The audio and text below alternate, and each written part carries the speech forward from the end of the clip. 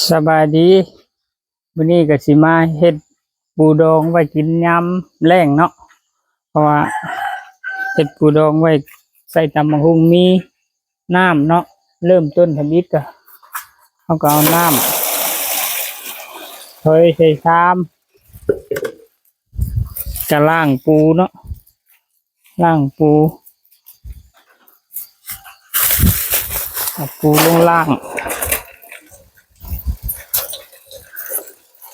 เอาปูลงล่างก่อน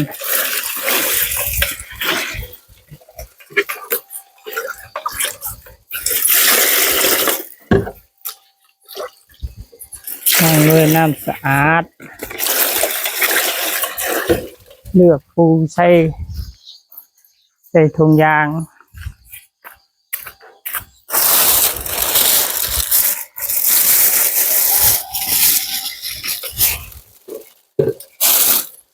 เก็บปูตัวใดมันบ่ตายเลือกปูใส่ถุงยางไปนอกใส่ตู้เย็นเนาะหรือว่าถ้ามีน้ำแข็งก็ใส่น้ำแข็งได้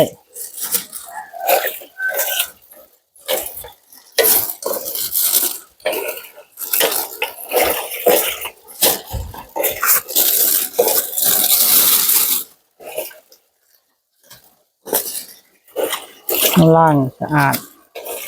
แล้วนอกน้ำแข็งหรือว่าใส่ตู้เย็นก็ได้คนเอาทีเอามาใส่น้ำปลาเนาะเฮ็ดเบิ่งไปน้ำกันเนาะเริ่มจะขั้นแรกๆเลยไว้กินยามแล้งส้มตำชาวอีสานมักหลายเนาะนอกจากว่าปลาแดกแล้วก็ได้ยังมีปูดอง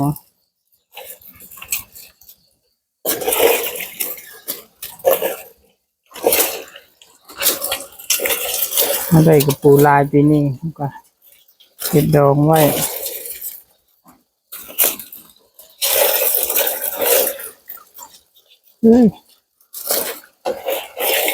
ปูก็อยากหลังจากที่เราเลือกเอาแต่ตัวมันเป็นเบิดแล้วก็เอาไปเมียนแล้วก็เอาไปนอกน้ำแข็งเนาะเจ้าหรือว่าเอาไปใส่ตู้เย็นก็ได้เนาะเจ้าเอาไปเนาะตามขั้นตอนเบิ่งกันให้จบขั้นตอนนี้เราบ่มีน้ำแข็งก็คือเอานอกเข้าช่องฟิตของตู้เย็นเราได้เนาะ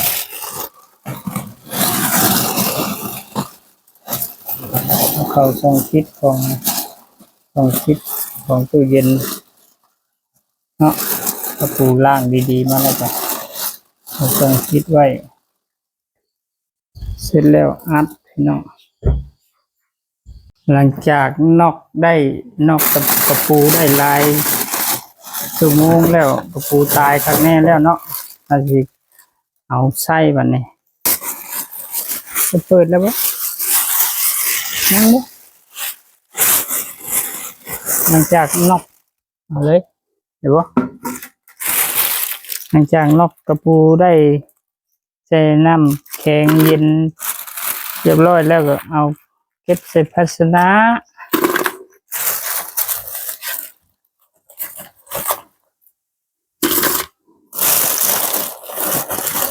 ภาชนะนี่น้อยพุทธนามาเนาะถ้าแม่นใส่จนนั่นจะก็ดีนะเฮ้ย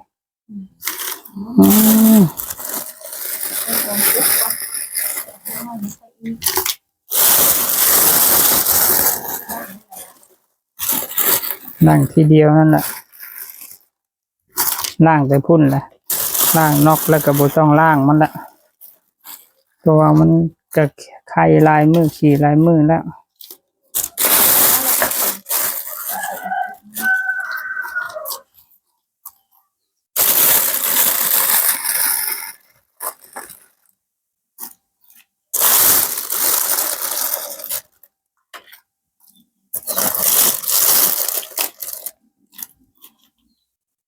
ใส่น้ำปลาลงไป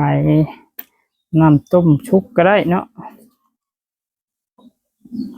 น้ำต้มใช้น้ำเกลือก็ได้ต้มเย็นแล้วซะก่อนได้เนาะ รเลี้ยงเป็นก้วนหรอกว่า ใช้ได้บ่ ติดบีบ บีบเอาก็ได้นะ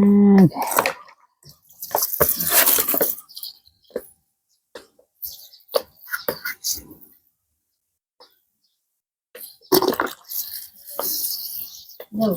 สองขวดแล้วซ้ำมันเต็ม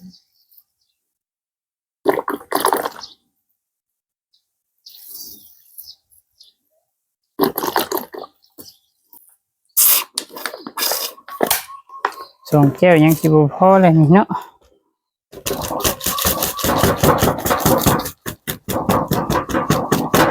เดี๋ยวให้โยกลงนะเด้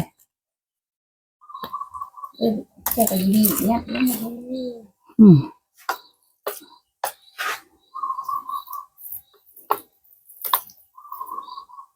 จะแน่มันท่วมดอกลองเฮ็ดปีทำอิฐได้นี่บ่เคยเฮ็ดจักเทื่อสูตรนี้สิใช้ได้บ่เนาะอาบน้ำปลาซะนะมาผู้เฮ็ดก็ได้บีบติดขึ้นมาใส่หน้าเลย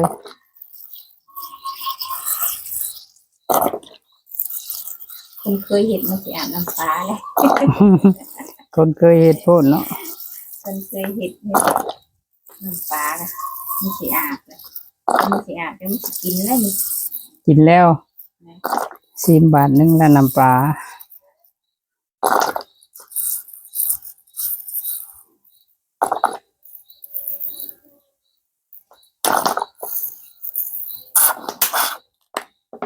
เที่ยงพอดีแต่บอกพอดีปันได้เลยที่ได้เอาออกอีกน้ำปลาเลยส่วนนะท่านเอาจนน้ำมันแตกขึ้นแล้วแตกไม่แห้งดอก ท่วมอยู่เฮ้ยท่วมอยู่บัดมันโยบนี่ทอดแต่ว่าอยากใช้อีกนั่นแหละ เนาะไปซื้อไหมมาใส่ซื้ออีก2 ขวดเอามาก็ใส่เลยตัวนี้ต้องไปซื้อเอาอีกท่านเห็ดแล้วก็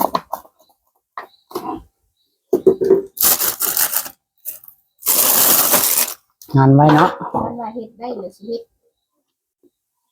ขายบาท ตำบักหุ่งยามแรง กันคงยังแม่กันว่า ลองเฮ็ดก็ซื้อได้นี่เนาะ